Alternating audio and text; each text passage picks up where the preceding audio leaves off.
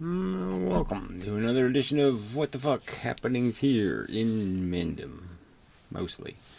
In Mendham videos for the moment. Anyway, do not God.com. Anyway, video. Sorry. Kind of unprepared. But, it happens. Working on technology and such, production values, whatnot. Trying OBS Studio once again because it is a little cleaner. The look of it, you don't get all the extra frame crap and other stuff stuck in the video, so it looks prettier. But anyway, we'll see how it goes. It should be in sync and should be frame rate should be pretty good. Pretty good. yeah. It's just you have to tweak all this stuff in Linux. It takes a little bit of work. Anyway, using Mint for this version of the video. And we'll see how that goes. So, whatever. For those who care. Anyway. So, yes, we'll just go to comments and get to the theme, which is always sort of the same theme. I mean, the real problem is people are spread all over the place in terms of their basic programming. They're all running a different operating system. And it's sort of like Linux. It's sort of a good example in the sense that there's all these variations, and you can break them down into categories, of nihilist, moron, I don't even know what to put the religious kooks in, the hopeful or whatever, the desperately hopeful, the wishy-washy. I mean, they're just wishing, the truth to be something better than it is. And they don't think there's any harm in being a wishy-washy, and, there's huge harm in it. And then you just have derivatives of that. You just have all these, where, it comes with Firefox installed. It comes with some other stupid belief based on that. And I guess you could look at the politics the same way. The right and left kind of view of things is all really based on fundamental axioms. And the parties have basically collected a bunch of things they'll say, I am defending, I'll protect you, and protected classes. And the Republicans protect the filthy rich and the religious kooks, and the Democrats are attempting to protect the hard-working, trying to succeed, even if you're illegal and you've done a lot of other stupid-ass moronic things. They even defend some, a lot of criminals, which is really dumb. Not very good, long-term politics to defend criminals.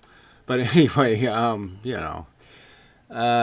more laid back, let's just say. But it's too laid back. It's too sloppy. And then they're all corrupted because, now they're supposed to be anti, and they're really in bed with, the corporations and all that kind of crap. But anyway, just saying that's the dilemma, is that you have all of this stuff and you're really trying to get to the core things first, trying to undo the 2 + 2 = 15 mistakes. And but you can't go anywhere. If you can't get that shit right, you're really in trouble in terms of the basic values. What matters, and what matters is, as I've sort of pointed out, there's just comfort. And comfort's built out of what your expectations are. So the first thing you want to do is make a human being who doesn't need to drive too fast and doesn't need too fancy a car and doesn't need all that crap, right? They're basically capable of being satisfied with a minimum. They don't need, a bunch of drugs, and they don't need a bunch of extra bullshit, to feel good. So first, you want to try to make human beings that are efficient. They've learned how to, moderate their impulses in such a way as that they can eat their dinner and their vegetables and do the right thing, and then have their dessert in, the right order. They're not like little babies, and they don't have to eat cake all day. And then you just extend that to the fact that you figure out that, well, that's true for the individual. It's also true for the society, for everybody else. We're all just machines trying to eke out an efficient existence, and there's nothing sinful or evil about pointing out facts. And the fact is that retarded people are really expensive. So let's not pretend it's a good thing. It's okay. It's not a problem. Make more of them.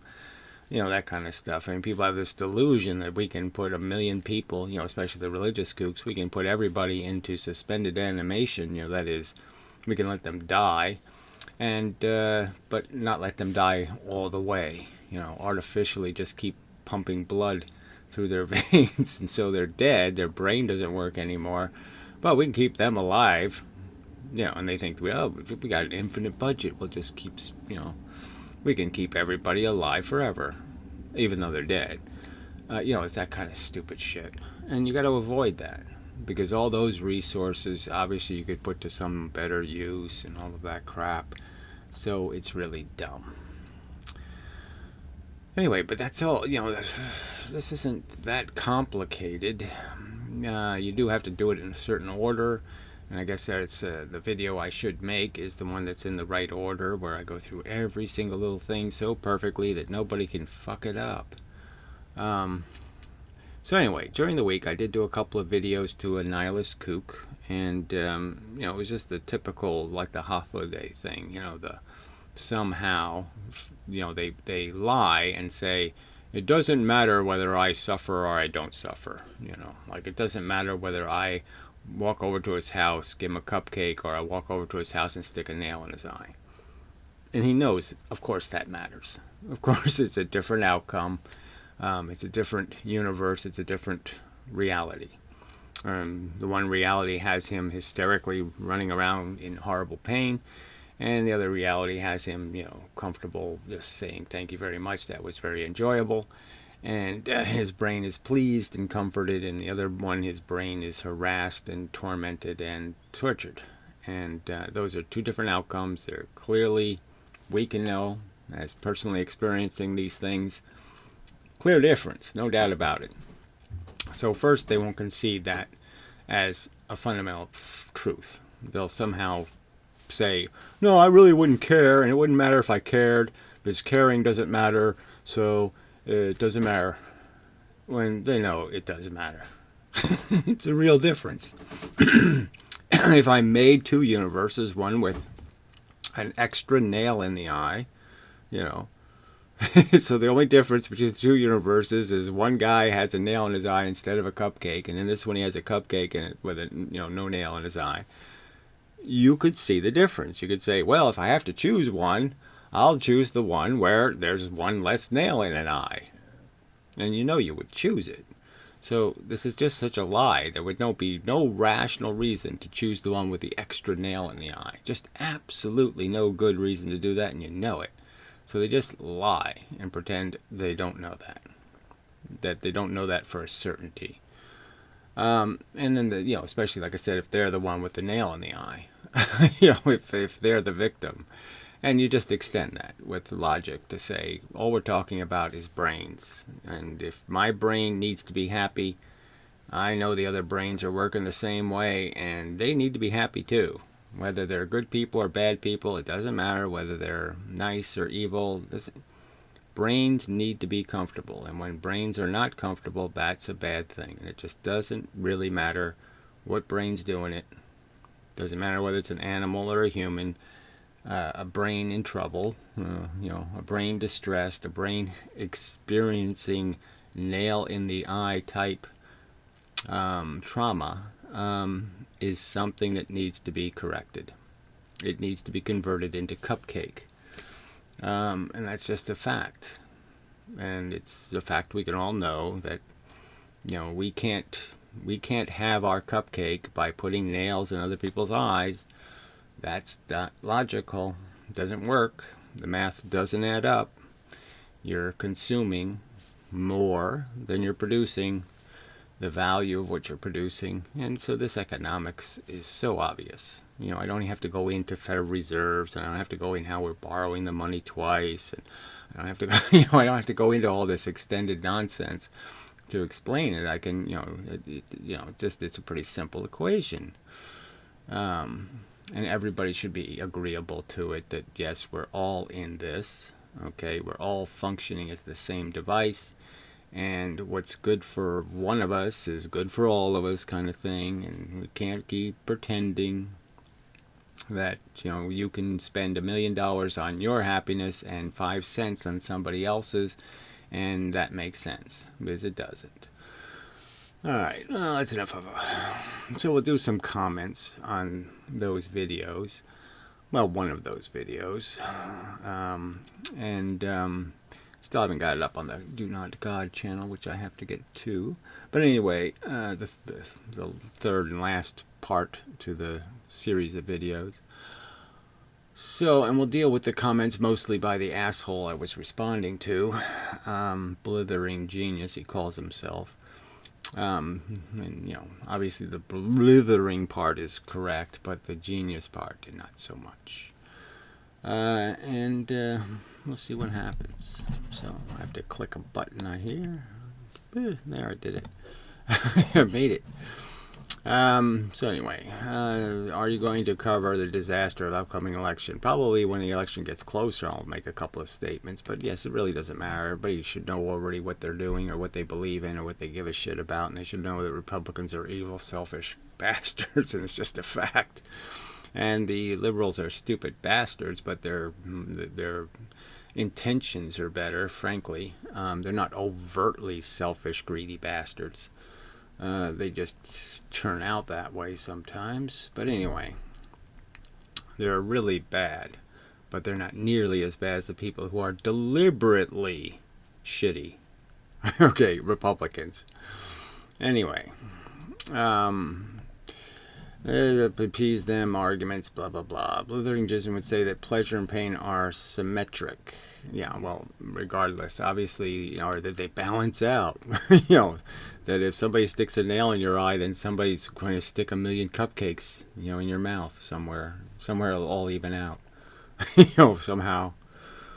I mean, I don't even know how many cupcakes you would really need to get over having a nail in your eye. Frankly, I just don't think there's enough cupcakes in the universe to make me say, go ahead, stick that nail in my eye, because I'm going to get a big pile of cupcakes. You know, I don't think so. That little plastic toy you used to get at the dentist, yeah, it was never worth the experience of the dentist. Anyway, so here's a blithering idiot comment in here somewhere. There's one. Okay, so we'll go to that one. You have trouble listening comprehension. You have trouble listening comprehension. Well, you have problem writing comprehension. Yeah, just like in Mendham. So again, he just keeps making the accusation that somehow I don't hear what he's saying. I hear what you're saying. You're not hearing what I'm saying. What I'm saying is I'm a conscious being. You're telling me I can't testify to the existence of value in the universe, that I can't make any argument relevant to that subject. And I'm telling you plainly, well, I'm conscious. You're telling me I should believe as a conscious organism that it doesn't matter in any respect, except to me personally, in some weird, bizarre thinking way, whether I suffer or don't suffer, whether I feel good or I feel bad. And I know it matters. So, I mean, it's just too stupid for you to try to convince me that I'm actually doing something, having consciousness, and you're going to try to convince me that it really doesn't matter. You know, whether a gas truck flies off the road, lands on top of me, and I slowly burn to death. Yeah, it does matter.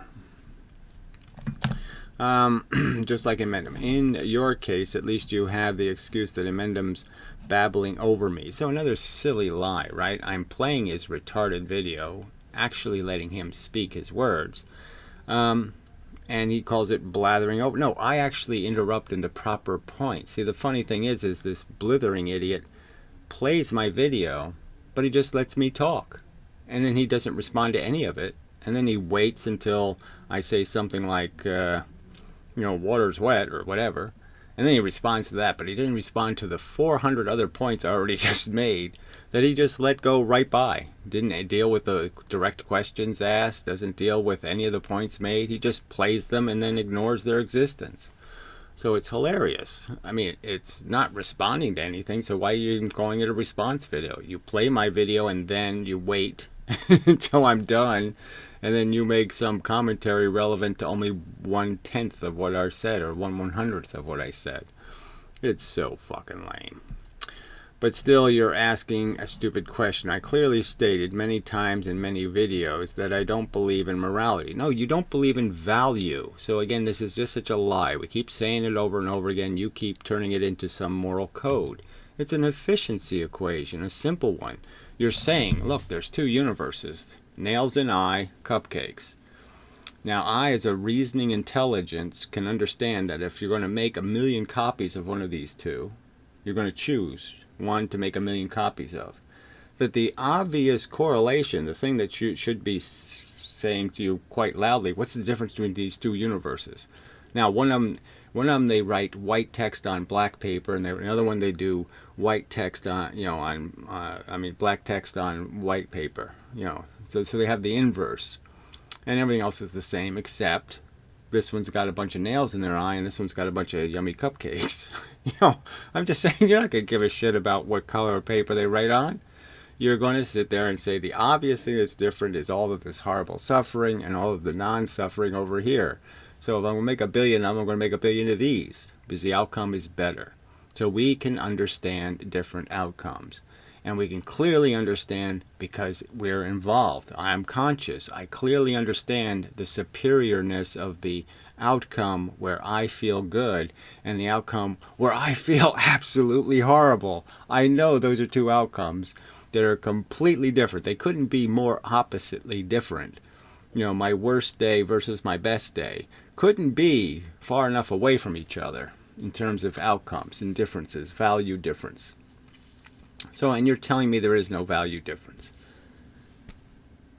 That's all. When you say no morality, you're saying there's no value difference to outcomes.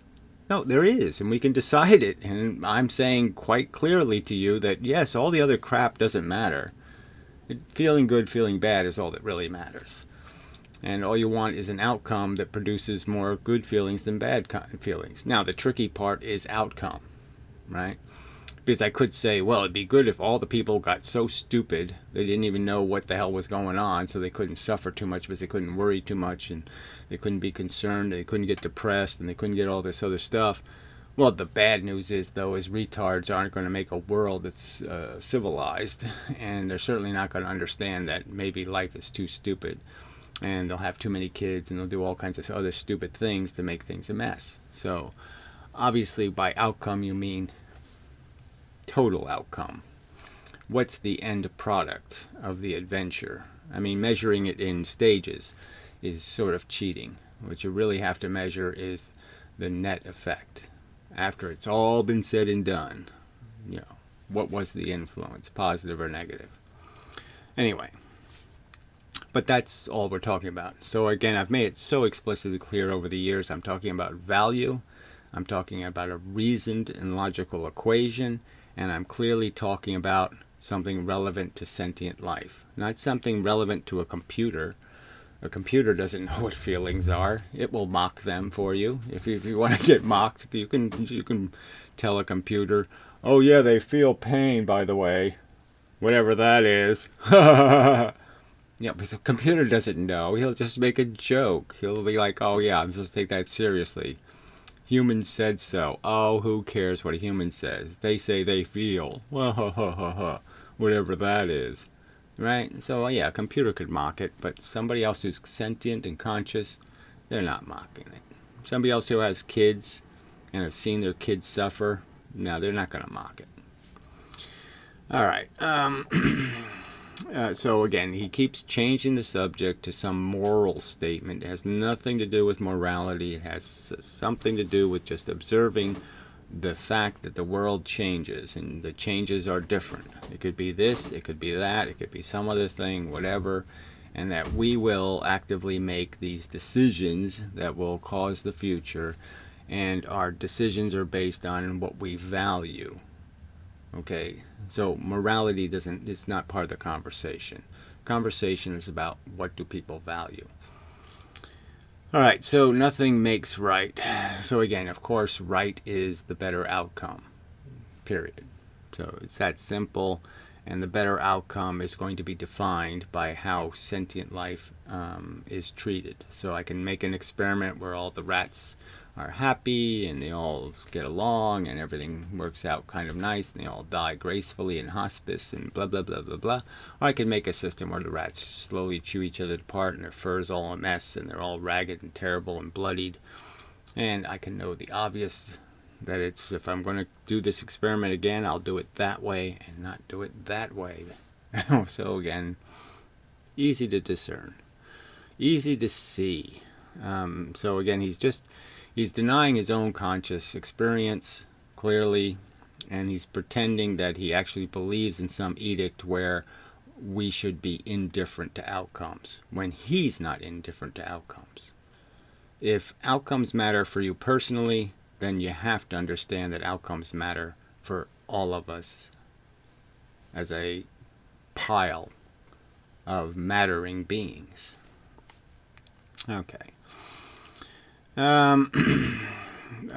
It says, so nothing makes right in a moral sense. So he keeps saying it. So obviously we know that something makes right in a value sense, in an outcome sense. We know outcomes are different, and we know the differences are very significant, not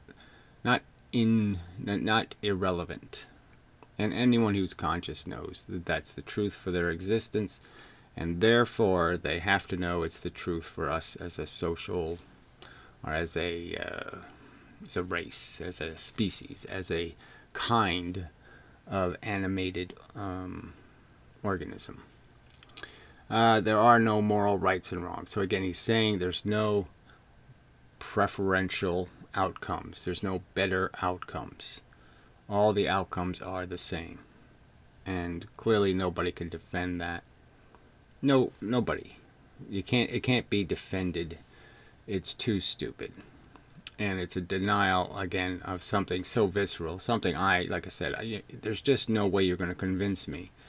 There's no way I would ever sign a silly contract that says don't pay any attention to my welfare because it doesn't matter. Ignore it completely. Go ahead and torture me forever. Nothing would ever sign that paper. Anyway, nothing conscious. Alright, now the point in the video that you referred to is when I was pointing out that Eminem does have a concept of moral rights and obligations. Again, he keeps saying moral rights and obligations, right? I keep articulating the point that it's values. I have an understanding of value. And obviously value creates obligations.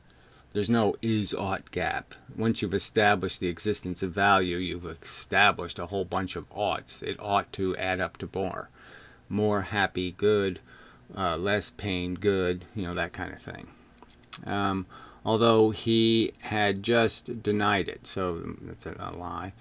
And B, I was pointing out that this is an unexamined assumption. So again, there's nothing assumptive. The argument is so fundamental to the existence of a sentient feeling being. People thousands of years ago understood the welfare condition and understood how important it was to feel better and not feel worse. So it's just too stupid. He uses the words rights and obligations in his rhetoric.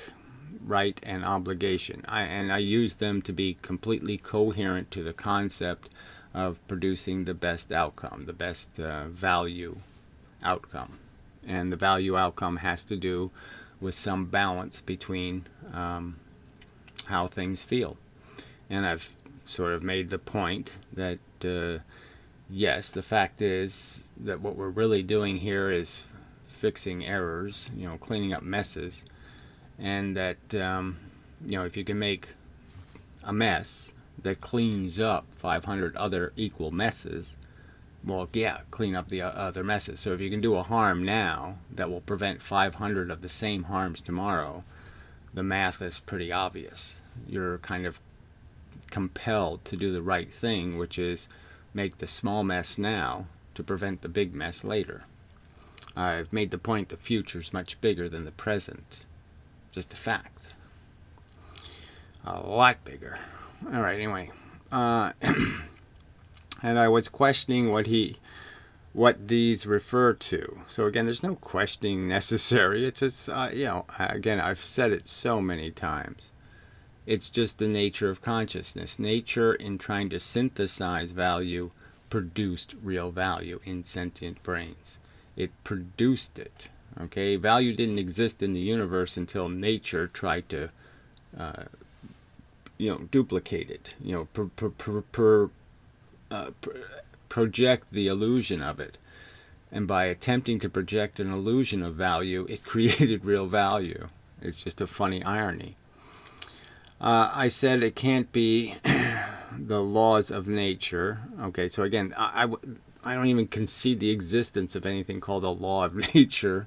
So it's just more silly talk from you. There's physics, and but physics doesn't change the fact that consciousness is a unique event in the universe, so to speak. As far as we know, it only happened here.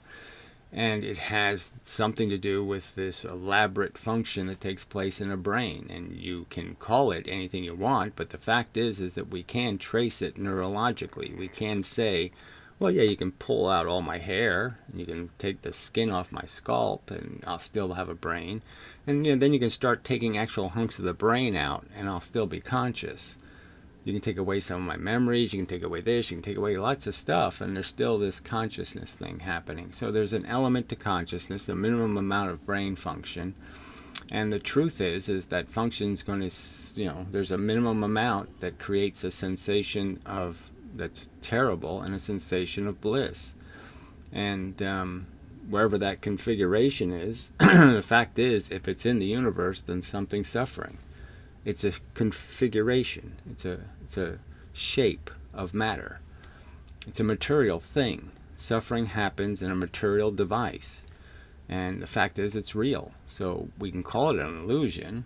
Yeah, it only happens in the projector and the screen and the homunculus watching the screen. I mean, that's what consciousness can be described of. I mean, you're basically a captive tied up in a chair watching a movie being created by your brain.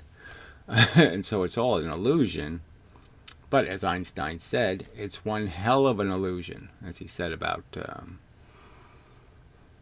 light or something, or time, I don't know, I can't remember which one he said it was about. But anyway, time, I guess.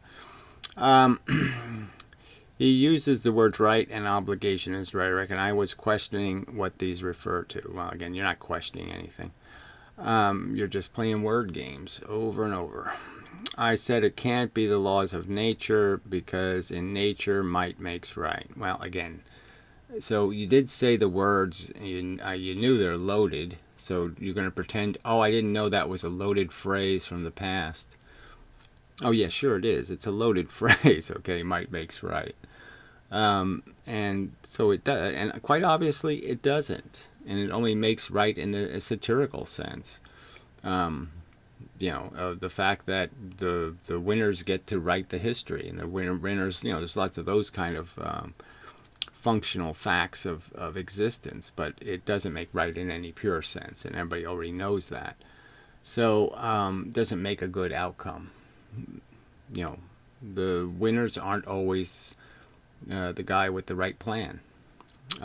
Fact.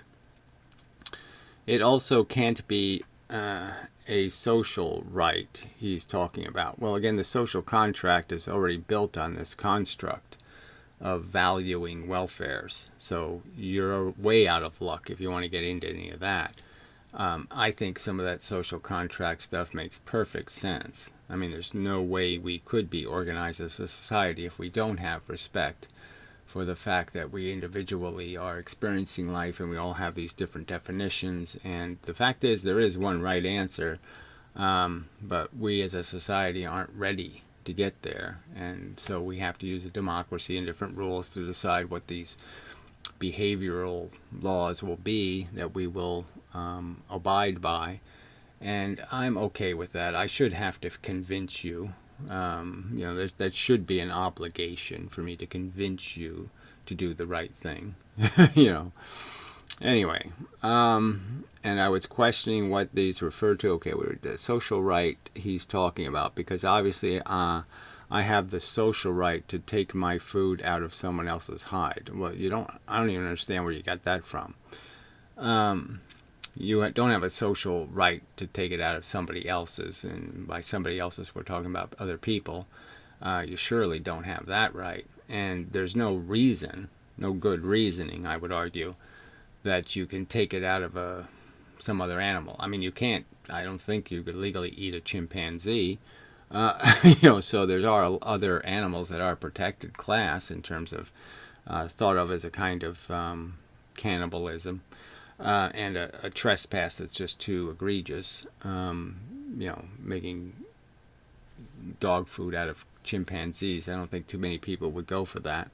To have them used as if they were a farm animal. So we're already protecting some classes of animals.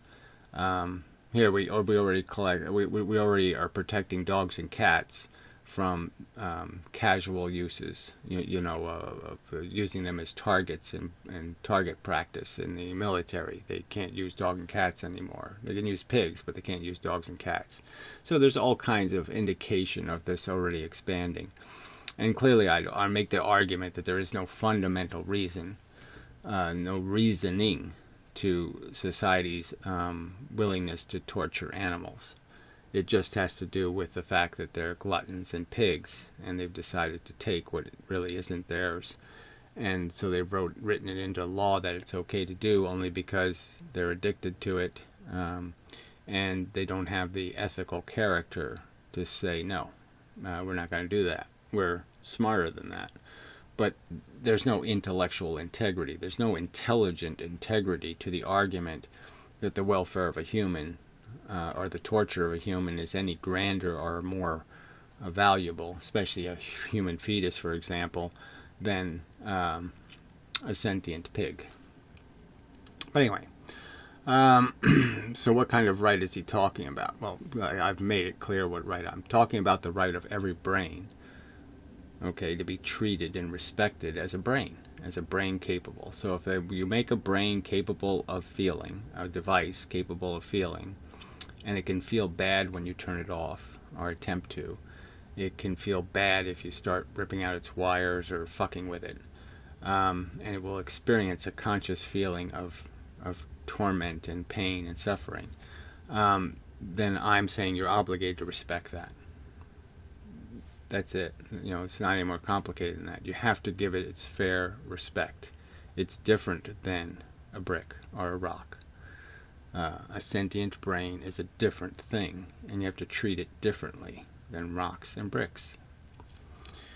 Well, clearly a moral right. No, it's a value right. A right derived from the fact that it has capacities that make it different. So it's the right of being respected for what you are, the differences you possess, the faculties you possess, to be recognized that you're not a brick. I mean, that seems like a minimum, right? That we would expect human beings to be able to understand that we should treat human beings differently than bricks. I mean, that's just not that hard to figure out, right? That was the context and the point being made, but of course Eminem didn't get it. There's nothing to get. Again, you're just evading the point. There is no, the outcomes are different. You're claiming they're the same outcome. I said right from the beginning, there's only one thing to be argued here. We're stuck on the first base, up and down. You haven't got up and down right, but you're claiming up is the same as down. I'm claiming, no, there's a clear distinction between up and down. We can't have a conversation about any three-dimensional universe if you can't get up and down right. So if you can't see the difference between up and down, left and right's going to be way over your head. And forward and back, oh, you're never going to get that. So, yeah, fuck it. There's no conversation to be had. Because you've missed the most important glaring fact there is about our existence. I mean, it's just so elemental to have a conversation about anything having to do with outcomes. How can you measure the difference between outcomes when you don't think there's any difference between the outcomes? I mean, it's just too stupid. All right. That was the context, the point being made of... but he's too busy babbling, so again, just more nonsense. No, I was too busy making counter arguments that you don't ever address. Okay, he got triggered by the phrase "might is right." I didn't get triggered by anything. I just found it hilarious that you would say something so fucking stupid. I mean, it's so not to your advantage in the conversation. You know that's the funny part. Ignored the context of the phrase, went off on a rant, etc. Well, we know what the context of the phrase is, and it overtly says something so simple: "Might is right." That there's just no point. So you think in some way that the rules of nature should be applied to human beings, and then you claim the rule of nature is might is right. And I'm making the clear obligation argument that, well, no, not if you have intelligence. Intelligence is right-er. Okay? Yeah, it's more likely to get the right answer than might. All right, pure idiocy, zero comprehension. Well, whatever, there's nothing to comprehend. Might as well be a brick wall with hair. So again, more just blah, blah, blah, blah, blah. That's all you have as an argument. Ditto for you, LOL. You're doing exactly what Amendum was doing. Right, he's pointing out that you're vacuous in your fundamental axioms. There's just none. And so there's nothing to argue because you don't establish anything as a truth. So if there's no truth, then yes, there can't be any conversation about the truth.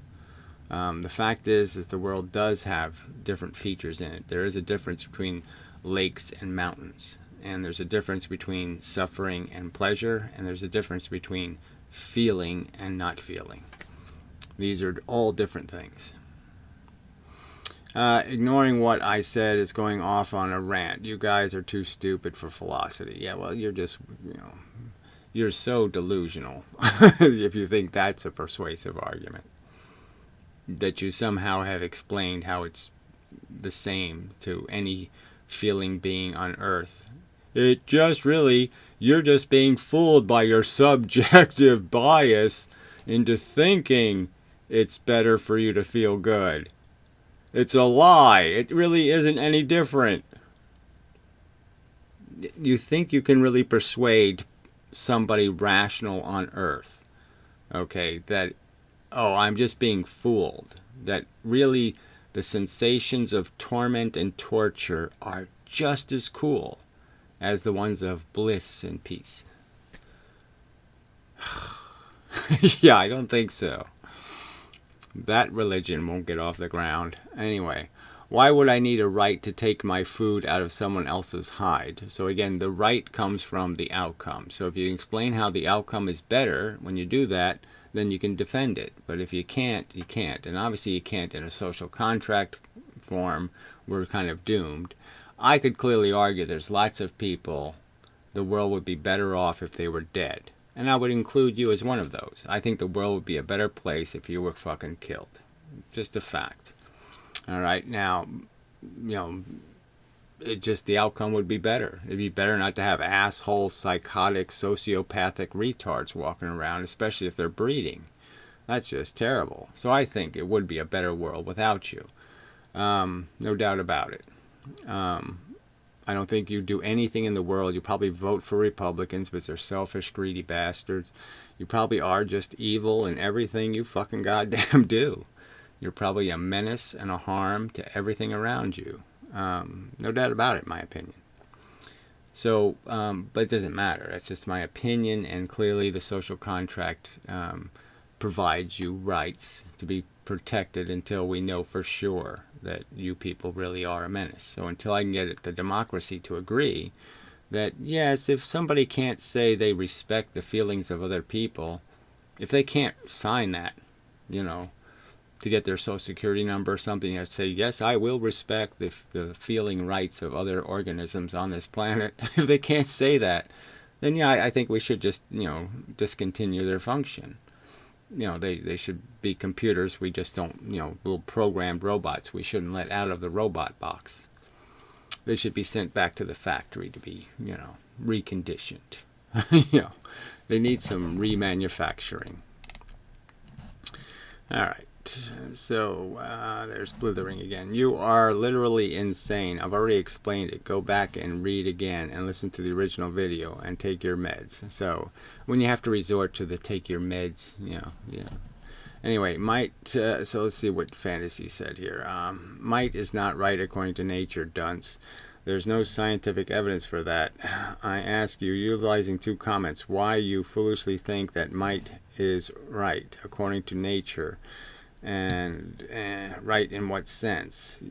You go on a red herring. All right, well, you didn't provide anything detailed here either, did you? Let's see. According to nature, you're confused over in Mendham's explanation of an implicit ought. Well, clearly the implicit ought is in the implicit difference between cupcake and nail in terms of the outcome, the sensations experienced. The sensations clearly state the truth. You don't have to know it's negative because you will feel its negative impact. Suffering already has it built in. I don't care about your confusion over Mendham's explanation or the context in which you brought up your belief. You might, all right, here we go. You think might is right in nature. I asked you for evidence to how is might right in nature, and how does nature approve of might? All right, so I guess he's getting into a technical thing over winners versus losers and what made them win. I don't know. The fact you can't have proof such shows me. Well, anyway. Yeah, I don't. You know, it gets kind of complicated in nature because you could say that might is just, you know, is whatever wins is going to be called might, whether the might's in the form of mass numbers or whether the might is in the form of a good plan. You know, you can have a superior strategy and that can make you mighty. It doesn't mean that the thing you're going to impose is worth anything. Anyway, you are literally insane. I've already explained. Okay, we already did that, so that was kind of a blah. No, you did not. How does nature say that might makes right? You say you don't believe in moral rights, yet you believe in nature thinks might makes right. What is absurd? Okay, so he's still, I think this is a little too technical on taking literal words too seriously, but whatever. You guys just never listen. It's amazing, man. Up and debate in voice. Oh, so now he wants them to debate in voice. Well, I'd like you to debate in image, you know, pussy. So, you know, let's see who you are. I'm not going to waste my time responding to someone who simply ignores what I say. Yes, exactly what you do. You play a video, let the other guy say a whole bunch of stuff, and respond to none of it. You know, and then pretend, oh, I responded. No, you didn't. You didn't answer a single point raised.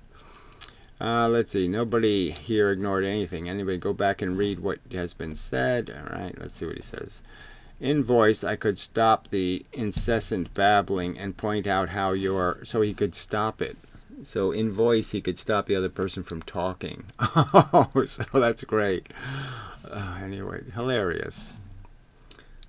It just is, you know, what do you call that? And point out how you're ignoring what I say, force you to address the actual arguments. No, repeating them doesn't change anything. I repeated the same points to you over and over again. You didn't address them. I'm conscious. You're saying that my consciousness is lying to me, that I'm misinterpreting pain and pleasure, and I don't understand how they're the same thing. What would be the point? Like I said, there's no point in responding to someone that ignores what I say. Again, you've continued to ignore what I've said. I understand there to be a huge, gigantic cavern of difference between a nail in the eye and a cupcake, between my best feelings and my worst feelings. And you're telling me, no, they're really not any different. There's no value difference between them at all. There's no universal difference. There's no difference in the universe. It doesn't matter how many times I feel bad. It doesn't matter how many organisms in the universe feel bad. It just doesn't matter. There's no difference. It's just as good if they feel good as if they feel bad. It's just as good to go to a heaven as it is to go to a hell. No difference. It's a silly prospect. Like I say, I could bring up heaven and hell. I could say that even primitive retards could figure out the difference. You know, heaven wasn't nail in your eye, and hell was. I mean, and nails in your anus, nails in everything, you know. So, I mean, so even the dumbest fucks 10,000 years ago could figure this out. It's pretty clear who is having the tantrum. Well, you are. Anyway, well, yeah, probably nothing could make you shut up and listen, but at least you'll have some skin in the game. So again, I don't know what that even means. How do you have skin in the game? Go to Discord. Discord is the place to be. Everybody says so. Well, everybody in Discord. Whatever. Here's what I said above. Copy pasted because you are incapable of reading. I clearly stated many times in many videos that I don't believe in morality. Well, again, you don't believe in value, so you keep lying. You keep evading the subject. This, again, Final Fantasy isn't talking about morality. He's talking about a right outcome based on a value outcome. Okay, it has nothing to do with any morality. It just has to do with efficiency. So nothing makes right in a moral sense. So again, you keep saying it over and over again. Yet I'll use the words when I feel like it. Okay, because there is no moral rights and wrongs. So again, he's basically saying the same thing all over again. You said might makes right, so that was your mistake. Because you accepted that there was some sort of right outcome. So again, you can't have it both ways. You can't pretend there's a right outcome, and for nature, okay. So why didn't you just say it doesn't matter in nature what the outcome is? And so everybody else could address that and say, you mean it really doesn't matter to you? It doesn't matter whether we're all in concentration camps for forever and ever, And Adolf Hitler's running the universe. It's okay. It doesn't matter, if the Emperor wins in Star Wars. Frankly, that's a bad example because, frankly, letting Jabba the Hutt run a planet is worse than letting the Empire run it, frankly. The Empire looks pretty clean and neat and organized, so frankly, I don't think it didn't look all that bad. They didn't show us all the horrors going on. Where the Empire was enslaving billions and doing some kind of horrible thing somewhere. So the only view you got of the Empire was, it's pretty organized. It makes really cool toys. Death Stars and shit and all that kind of crap. Yeah, it's pretty cool. Anyway, so bad example on my part. Even the Borg in Star Trek seems, I'll take that over that other goofy place. The Enterprise was a pretty lame. They all seemed pretty distracted by silly crap. Oh, let's try to teach Data how to wipe his ass. Yeah, I mean, shit. Whole episode on that. As for ethics versus morality, that's a bogus distinction. So again, it's a huge. The whole subject. Okay, is the difference between you saying that it's just some sort of semantics, okay, this conversation about right and wrong, or whether it's a conversation about something real. And again, the kernel of reality to me is the fact of the clear difference between outcomes of feeling good and feeling bad. And that's all there really is. The words are synonyms with no important distinction in ordinary philosophical usage. Well, that's just absolutely idiotic. Obviously, morality carries a huge... so he's just such a liar. He uses his terminology as if we don't have an historical record. So again, hedonic has never been... No do-gooder in the world was ever called a hedonicist. Okay, nobody trying to organize civilization or pass laws against littering or some other kind of thing was ever called, obsessively hedonic, or something. So I mean, he just keeps using these words, and we know morality is veiled in the religious concept of dogmas from God, some edict, okay, that doesn't have any reasoning behind it. There's no logic stating why it's the truth. It's just stated as a truth. And so we know a bunch of morality is just a bunch of, ancient voodoo. And it doesn't have anything to do with any notion of reality. It's like some kind of prohibition against homosexuality or something. Just, silly. And we know ethics is something more deliberately derived from reasoning, where you attempt to argue why the right road is better than the left road, so to speak. And I guess I just don't get the political connotation. Don't do that. I just mean the roads are different, and they're different for a reason, and the reason can be explained. That's ethics. Eminem wants to make a distinction between his moral views. So again, I don't have any moral views and other moral views, and I'm not arguing with any other moral views. I'll argue value and how we understand, okay, the meaning of outcomes. And I'm claiming the outcome that produces less suffering wins, not necessarily the one that produces the most happiness. He thinks other moral views are dogmatic. Yes, I clearly stated, I think all of them are, yes. Not other, but all other. But his are rational and based on pure logic, LOL. Well, again, the logic's right in your face. I'm testifying to the difference between feeling good and feeling bad. That's the origin of my understanding of value. Now, what about that are you disagreeing? You're saying that I'm being fooled. Again, you're saying it, so why not say it overtly? Just so everybody can know how crazy you are. So just say overtly that it's your conspiracy theory that I am being fooled by my brain into thinking something that's just as good, okay, is bad somehow. So I'm being fooled into thinking that suffering isn't fun. And it really is, but I'm being fooled. Okay, that's your LOL theory, retard. Okay, shit. And is your theory anything other than that? Can you explain how if you were to change my axioms, so I would agree with you, what would you have to change? Well, what would you have to change is my understanding of the huge difference in value between being tortured and being euphoric. So go ahead and explain how those two things aren't fundamentally different and in every reasonable way fit the description of value differences. Differences in the value of an outcome.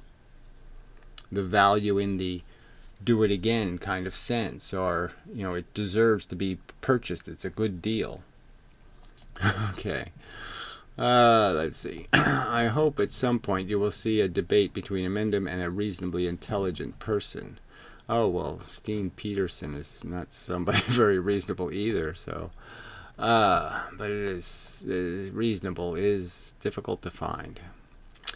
Let's see. Does Eminem use more popular social media like Discord and Twitter? So again, it's more popular. So where do you have evidence of this more popular than YouTube, frankly? And the functionality is very basic, isn't it, really? I mean, so you really just don't think videos are worth the trouble? So if we had videos like of Einstein and all the, Plato or something, those wouldn't be worth anything. Who the hell needs to hear somebody actually defending or talking about their philosophy? That's a waste of time. I really just don't understand you people. Discord seems like a one-way street, okay? So it just seems like it's a place for preachers, But whatever. So according to Blithering Genius, everyone apart from him is just NPC. Well, clearly we know that, yes, he's a liar, okay? That he doesn't think it doesn't matter what happens to him. He knows it matters whether he feels good or he feels bad. So we know he's just lying about that. So it's not so much that he concedes other people are different than he is. He's just pretending that, oh yeah, I have a philosophical position that he doesn't have. He's just lying about his philosophical position. He doesn't really believe it doesn't matter how what happens to him. He knows it matters. That's an example of making up bullshit, aka lying. I never said anything like that. So again, he's trying to run away from the overt implication. I don't know what NPC is, but, non-something mentis or something. I don't know what it means. But anyway, he foolishly thinks his pain's intrinsic value is nothing. So again, that's what he's saying. He's saying that it doesn't matter whether he's happy or sad. It doesn't matter whether he gets a good deal or a bad deal. It doesn't matter whether, you stick nails in his eye, you give him plague, you give him ALS, it's all the same to him. He thinks there's no intrinsic value difference between pain and pleasure or a pile of rocks. Right, so he doesn't think the sentient being is doing anything different than a rock is doing in any way that could matter. in any way that does matter, in any way that should be meaningful to us as people. As people, we should not be impressed at all by the function of sentience. It shouldn't distract us at all. If there's a rubber duck and a real duck in a pond, treat the rubber duck just like the real duck, because there's no real difference. Deductively, that means he thinks child something blah blah, I don't know what all that are, nothing of real objective value. He's clueless and an idiot. No, he's insane, frankly. I mean, you have to, call it what it is. He's insane, psychotic, crazy. Excellent rational video. That's just a description to me. Okay, we won't bother with that. Will Mendy survive this series? If yes, what will be left of him? Ha ha ha ha ha. Well, whatever. Not very interesting and not very interesting. So, I guess we'll do blithering. We got 37 replies to it down here. So, these videos clearly demonstrate, if it wasn't already obvious, that you have no ability to listen to what somebody else is saying. Again, I can't do anything for you, right? I mean, I'm saying that it's clear we don't agree on fundamental premises, and the premises are so vital to, it's like not agreeing on the word I, in English. Let's say we're going to eliminate the word I and do and it and thee. We're going to take out all these essential pieces of the language. There's no language anymore then. There's no way to communicate anymore. And we have nothing to communicate about. Because again, as I've pointed out, there's nothing, frankly, about what I understand about the universe that can be more important than understanding the difference between pain and pleasure. If you can't understand that difference, you can't understand anything about existing. Okay, that you have no ability to listen to what somebody else is saying. Again, I've attempted to understand your point, but there is no articulated point. You're telling me my consciousness is fooling me. It's all a big sham. There is no difference between pain and pleasure. I'm saying to you quite overtly, I'm the one doing this testing, and in my test, there seems to be a clear difference between the two. Okay, unmistakable difference. These videos consist of sermonizing. Well, so do yours. So I guess that's bullshit. Disagreeing to agree. Whatever the fuck that could possibly mean. It seems that you're disagreeing to agree with me. You're saying, okay, that yes, I can concede the difference, that there's a difference between the word suffering and the word euphoria. They're different words. Well, why are they different words? Well, because we notice the difference. Would you agree? Yes, you'd probably agree that we noticed the difference, but we won't agree on the fact that you think we were stupid to think there was a difference. Okay. And arguing against an imaginary opponent. No, you're clearly an opponent. You're clearly a menace, a troublemaker, a problem that needs resolution. You're a problem in the world, a very dangerous, idiotic robot. Okay, I mean, every robot that says what you say, not everyone, no. A vast higher percentage of the robots that actually cause harm in the world, okay, that actually do a lot of horrible things to people, like Freddy Krueger type things, they have your philosophy. So that's not a good correlation. Even after I specifically called out those things, you didn't call out anything, you just keep doing them. Well, frankly, you called out nothing, you've made no coherent argument, and you're not even writing one. Very rarely do you address what I actually said. Well, what do you actually say? Again, you actually are saying there's no value in the universe. You're saying it overtly. I'm sitting here saying to you, I'm testifying to you, I found some. It's in my brain. You don't agree. And I'm saying, well, why aren't you agreeing? I mean, how are you missing it? I think you're seeing it too. That's why you take care of yourself. That's why you don't stick nails in your eye. Oh, God. Let's see. Oh, buddy, you just seem to talk out of your ass. Your analysis really seems superficial and dull. Please don't have kids. Well, too late for that. Let's see. Rubbish that is pro-lifer. You're ignorant to quote him in present case and how he's so clearly unable to listen, sermonizing, blah, blah, blah. You're just whining because he's crushing your silly points. Well, the point is that there's not much to crush, right? I'm just pleading with the other sentient organisms. Don't fall for this crazy crap where somebody tries to explain to you how your suffering doesn't matter. It's really dumb. Oh, God. Slander, slander, slander, slander, slander. That's pretty much all you can do. So again, this guy hasn't nothing to say. You never quote anybody. They've been just quoting you about saying might makes right, idiot. Oh, God. And present a case. All you can do is whine and point and babble like little baby pathetic. Well, he doesn't say anything here. So don't bother with that comment. That's just a waste. Alright, too bad none of these intelligent anti-nihilists have the balls to debate me in voice. So again, why should somebody do that? What would the premise of the debate be?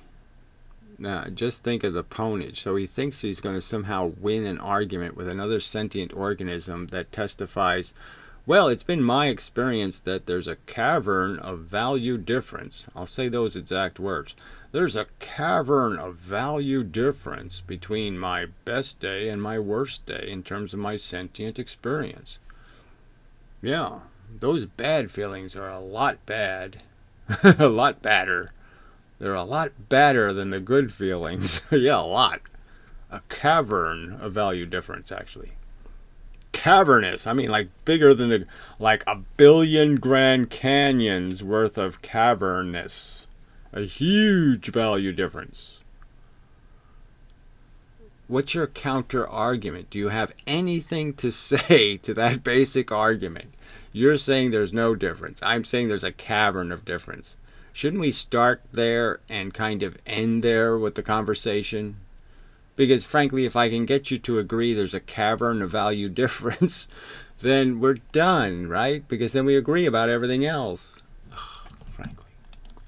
In Mendham, right here demonstrates how lame and superficial your argumentation is. You had your chance to demonstrate the intelligence of your argumentation and you failed hard. Any further conversation would be a waste of time. Well, who knows what's a waste of time, frankly. Again, it's the really long-term outcome that matters.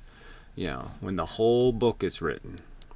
And frankly, having to start from the very beginning for some of these toddlers is probably a good idea, because a lot of the people who aren't toddlers, they appear to be, you know, maturing adolescents, they're really toddlers at heart, and they really need to start all over, you know, go right back to the beginning. It's like that in science, frankly. Science needs to go back to the beginning, because the adolescents have gone way astray. You know, they've perverted all kinds of concepts into nonsense. Where was my argumentation wrong? Can you give me an example of Mendham proving me wrong about something? I'm proving you wrong in saying that I'm not allowed to use the word value, and you're calling any statement of value in the universe automatically morality. I'm saying there's no is-ought gap. So once you establish the fact that value exists, then it's just mathematics to figure out, you know, outcomes. And so the morality just has to do with understanding that the negative numbers are negative and the positive numbers are positive, and you're going to have to balance the equation and come up with a number that's above zero. And if you can't do that, okay, well, then you can't, then you know morally it's wrong. If the outcome is a negative number, that outcome is not a good outcome. All right. Hello, you guys are hilarious. Well, that's not much of an argument. Let's see. Then why bother trying to convince us that we're wrong? Okay, no, this is blue. There's nothing to learn from Gary's idiocy other than how to be an idiot. So you're an idiot if you recognize the difference between pain and suffering and pleasure. If you recognize that there's a value difference between those two things, you're an idiot. Uh-huh. Alright, let's see. You people really should listen to what's being said. You're wasting so much time arguing against phantoms. There's no phantoms here. You're stated quite clearly what you believe and what you are trying to accomplish in the world, which is to create a society of absolute pointless and very expensive chaos. When I said might makes right, so we're going back to that, the phrase was embedded in a sentence, and that sentence was in a context. Yes, your context was that the laws I obey are nature's laws, and in nature, might makes right. That's the kind of argument you were making. You were making an argument from Darwinian evolution is my only guide, and that was just too stupid. Okay, the point was not that might is right. I don't believe in morality. So again, he just keeps trying to turn it into another moral statement when it's a statement about a better outcome. Okay, so obviously I don't believe in anything makes right in any sense of morally right. So again, this doesn't have to do with morally right. It has to do with, we know that nature doesn't have any morality. We know that might makes right is that the outcome is good, period. And that it's good, it's automatically good when the mighty win. It's automatically a good outcome. I was pointing out that Inmendum believes in moral rights and obligations. So again, more crap. I believe in value, and I think value is an equation, and there's a, you either get a positive number or a negative number. It's either something you do or you do not do, based on that number, even though he denied it. So I'm not denying it. I'm explaining how that's just a mischaracterization of the facts. It's just for your purposes only, and it has nothing to do with what I actually say. And I was asking, hypothetically and tongue-in-cheek, if he was talking about natural laws when he said, do you think you have a right to take... Well, obviously, I don't think there are any natural laws. So again, you'd have to misparaphrase me to think I thought there was some natural law. Obviously, he was not talking about natural laws. Obviously, I wasn't. So why the fuck did you imply that I was? Nor was he talking about social laws. Yeah, obviously. So again, you broke both of those by giving me an answer that had nothing to do with what I was saying. I wasn't talking about nature or society. I was talking about an absolute fact that all you have in the universe is this stuff happening, conscious experience, and you're just really saying what outcomes, what behavior creates a positive balance of pain to suffering versus a negative correlation between positive and negative. That's all. Let's see, get it right from, obviously I was not, nor was he talking about laws. So obviously he has some conception of moral rights and obligations. So again, it's that I have no conception of moral rights and obligations beyond the rightness of efficiency and the fact that we are obligated as computers, so to speak, to add numbers correctly. That we're obligated to perform the function of logic and be obedient to it.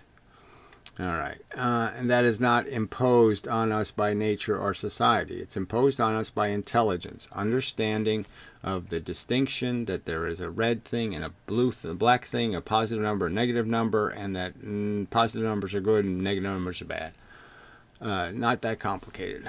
I have to explain this because neither you nor Amendum listened to what I said. He is triggered by the phrase and went off on a rant. Well, that didn't happen, and so that's just nonsense.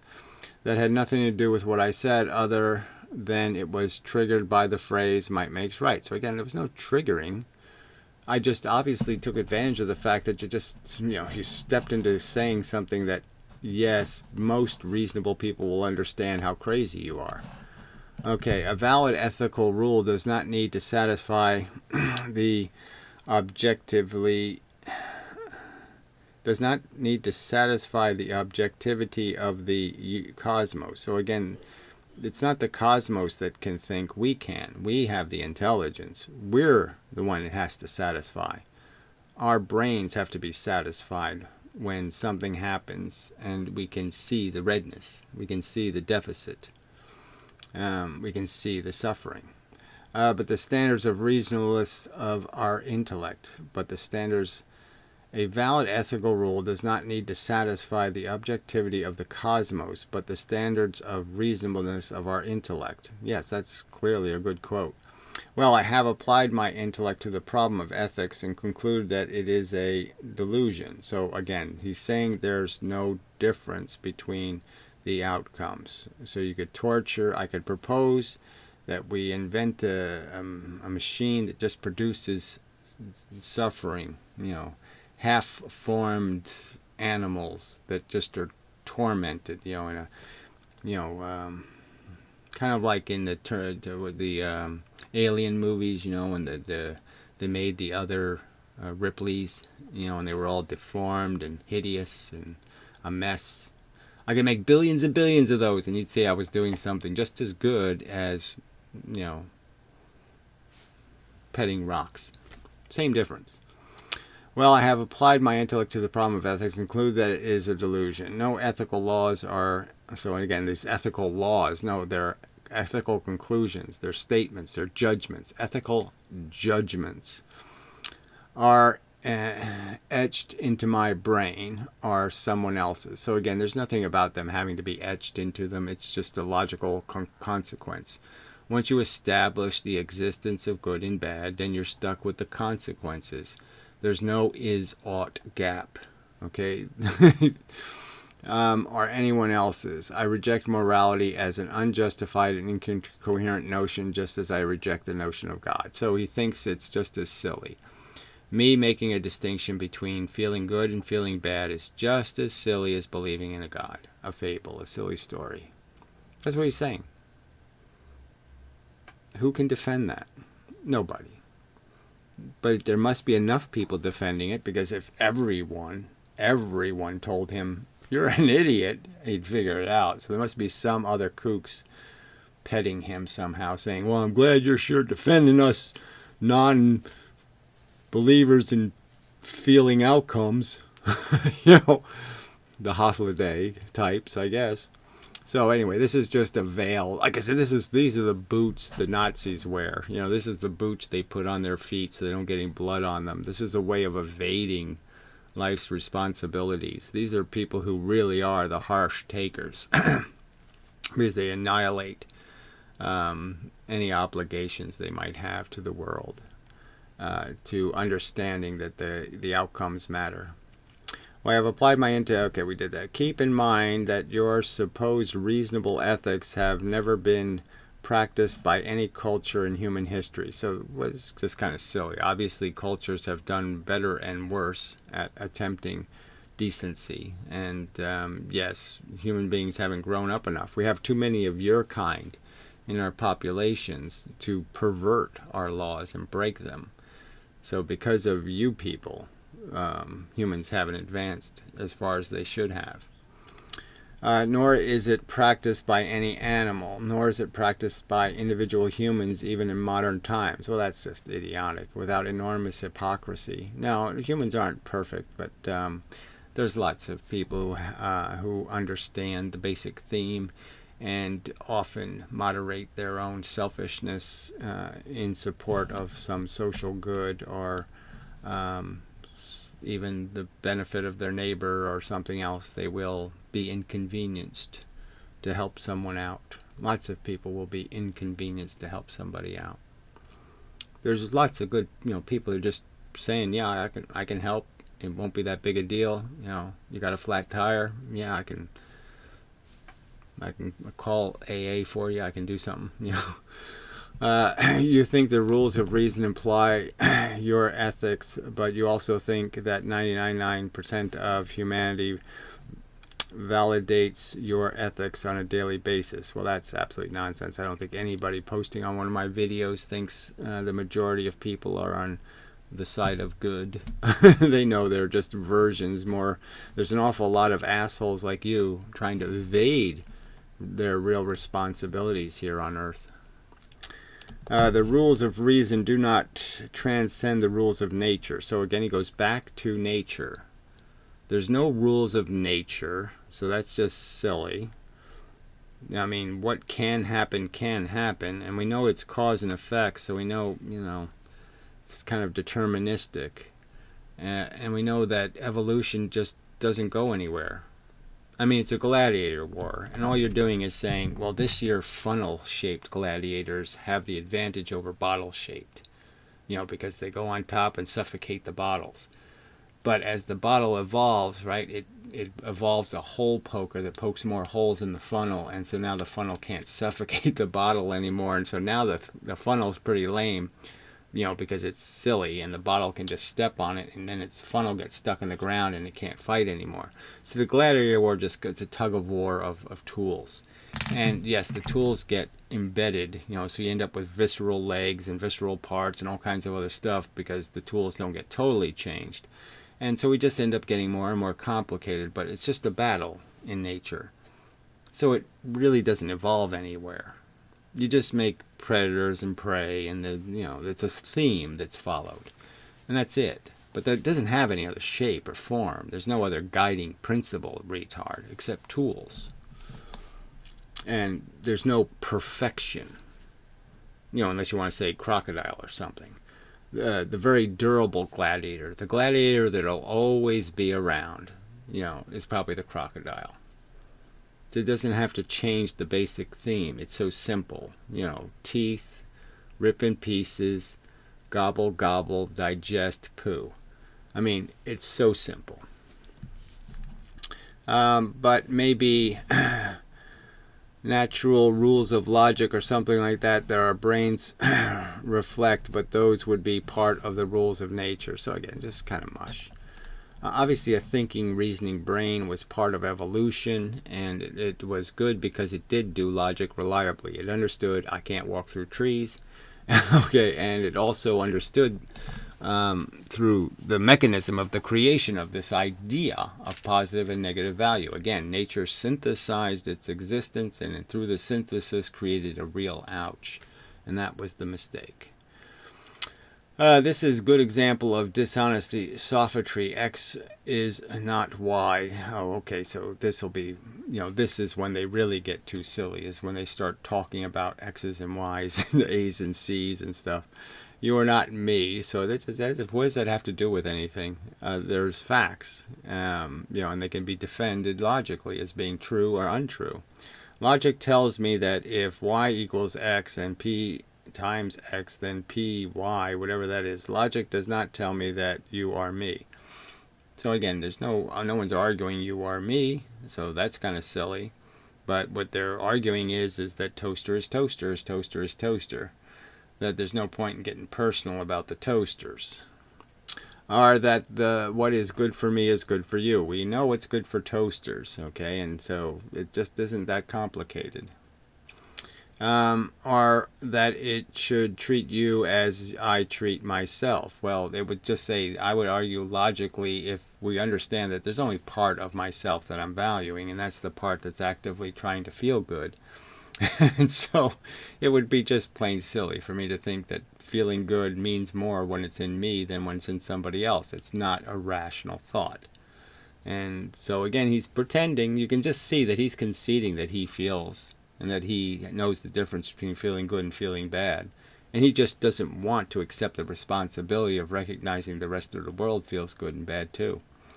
And that good and bad is just as real as your good and bad.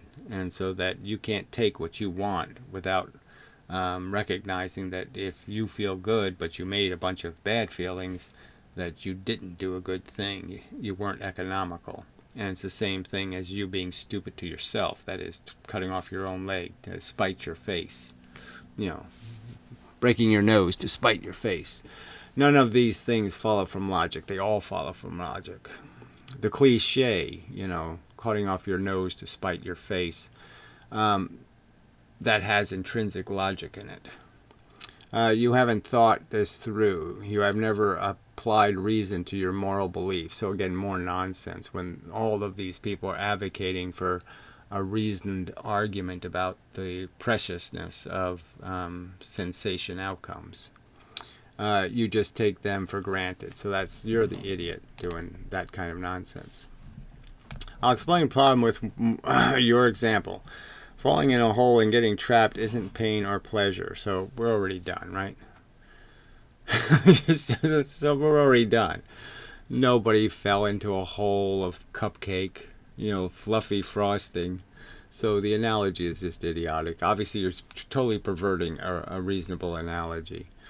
It's an event in objective reality. Pain and pleasure are the subjective experiences caused by the motivation mechanism of the brain. It doesn't matter what causes them. The fact is they exist as a reality in the universe. So again, he's just trying to pretend they don't matter when he's already conceded that he cares about what happens to him. He's already conceded right up here when he started playing this little game that thems aren't me.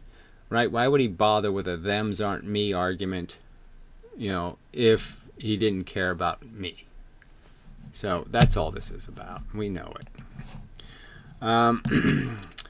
Let's see. Whether they balance out or not is determined by the nature of the mechanism. It's more nonsense. Okay.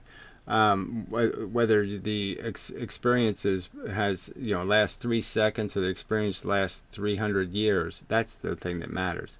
I'm not saying that events in objective reality balance out. Well, yes, you are. You're saying there's nothing to balance. So that's what you see. If you were consistent with your own dopey philosophy, you wouldn't make these stupid mistakes.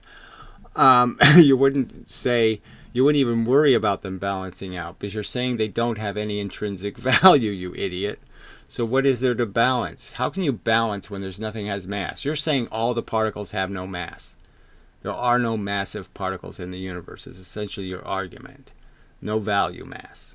All right? So how can you balance them if they have no mass? That would be idiotic. So clearly he's these kind of mistakes he wouldn't make if he had even thought about this crap that he's preaching. So if you lose money, you will always get some back. I'm saying that pain and pleasure balance out, however, not in any kind of rational analogy way. Okay, so you can't compare it to horseshoes or money or anything else in the universe. You can't analogize it to. Why not? Okay, because the nature of the motivation mechanism. Hunger is a simple example. The hungrier you are, the more pleasure you get from eating. Unfortunately, that's not always true, but whatever. The tendency is there, yes. The pain is balanced by the pleasure. So again, it doesn't make any sense. They're not balanced. They're completely happen at different times, and they're completely different things. And one can't undo what the other one did. That would be, that's a silly notion. But yes, you can evade more hunger, which is always good for the future. You're always stuck with the fact that the only thing you can change is the future.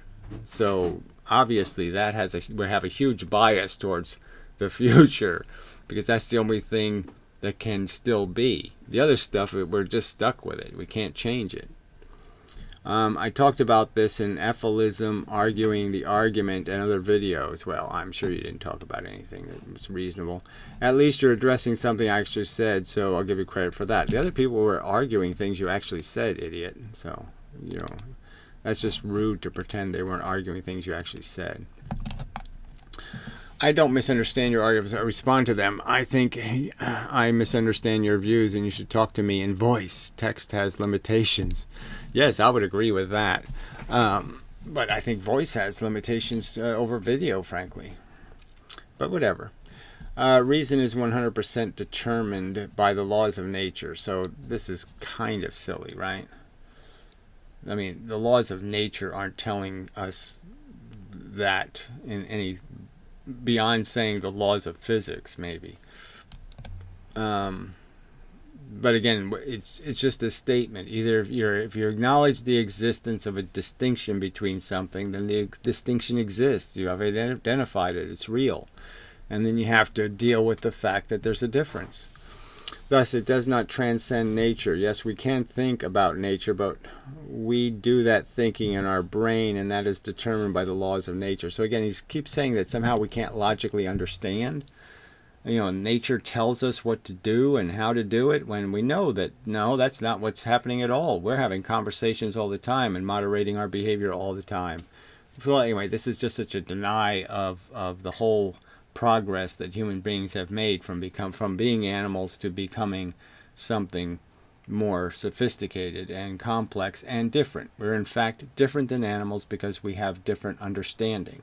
As I pointed out, I could just take the cheetah or any other animal and I could just say, if it understood the consequences of its act, would it still perpetrate the act? And my argument is no. So, I mean, it's just obvious that we've changed our understanding, and our understanding has changed.